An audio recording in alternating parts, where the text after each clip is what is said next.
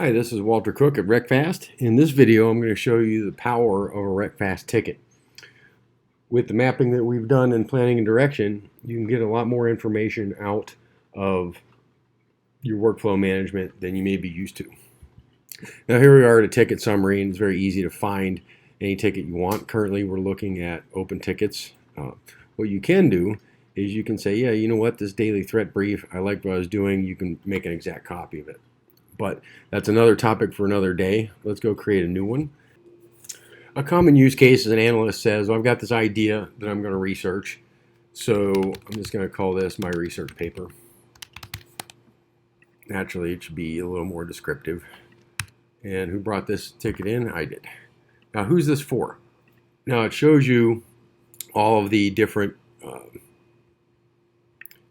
customers, stakeholders, but in this case it's just general, and I say I'm going to have this done in a week. Now we've offered you a lot of optional fields to help you further track the performance of your shop. Now one interesting one is project type. Now this is your list, you can configure this. I'm going to choose a weekly type.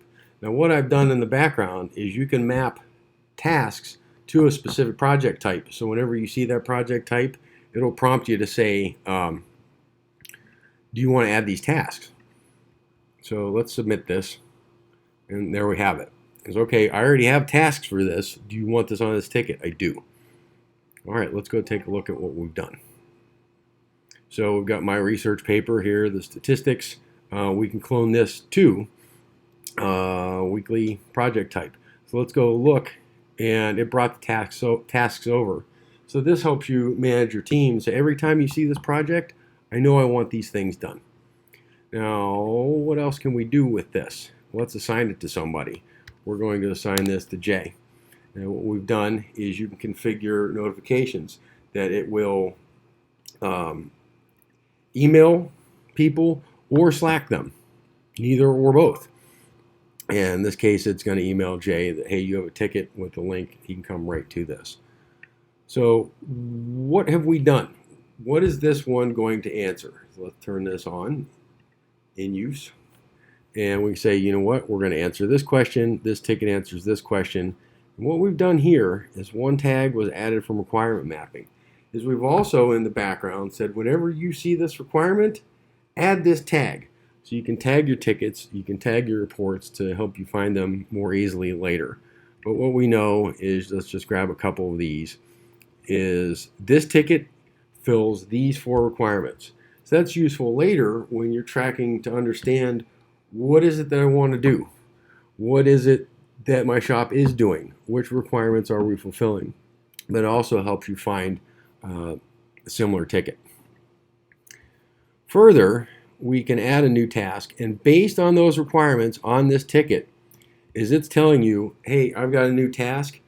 These are the only 6 sources that have mapped to this requirement. So you can go look at, we don't see a first provider in here because there's nothing on this ticket that they can provide. So this helps narrow your focus rather than running around in a platform all day. Here's where you can go to get the information. And just by clicking that, it created a task for us as a placeholder. Now I'll get a little more into tasks on a different video, but now we have a placeholder for against the second providers. We know we want to conduct research in that platform. You can also map documents to this ticket, map where they live on your network drive. Optionally, we can configure it. You can store it in an AWS S3 bucket. Have we sent any reports out on this? No. Now here's an interesting tab called related work, particularly in the world we live in now. Teams are not necessarily co-located, and it's harder to ask people, hey, have you done this? Is there anything going on? Based on the requirements that we showed on this tab, we're going to answer these 4 questions.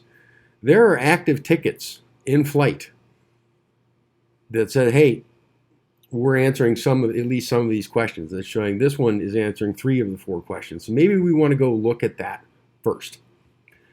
Similarly, have we sent out any reports? Yeah, as a matter of fact, we've got this one here that Will sent out, and it answers 3 of our 4 requirements. So maybe before we go too deep into this, let's go take a look at this report, or at least talk to Will, say, hey, what's in that?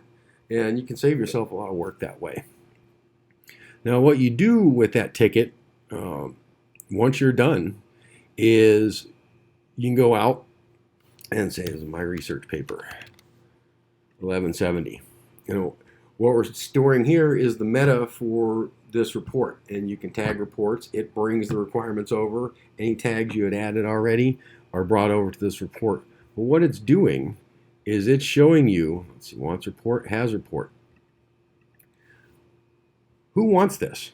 Now, in a lot of shops these days, what happens is, well, here's this interesting report. Let's send it to everybody. Well, in this case, John does not have any requirements of the 4 that are on this ticket. So why should we send it to him? Similarly, Tracy's not interested in this. But we know Aaron Berry, CISO, DLP, all these people have at least some requirements that are addressed on this report. So we know to send it to them. So in that way, you're not bombing people with information they're not interested in.